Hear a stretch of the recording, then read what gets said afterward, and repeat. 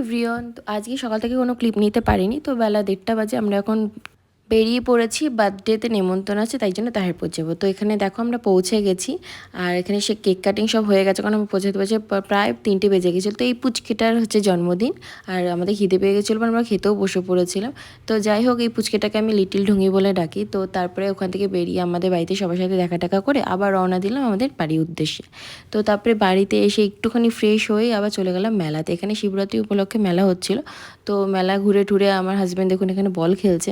তো যাই হোক, ও হ্যাঁ বল খেলে একটা চিরুনিও জিতেছে, আর আমি যেখানে বেলুন শ্যুট করেছি সেটা ও তোলেনি। যাই হোক, আমার এখানে গিফটগুলো পেয়েছিলাম।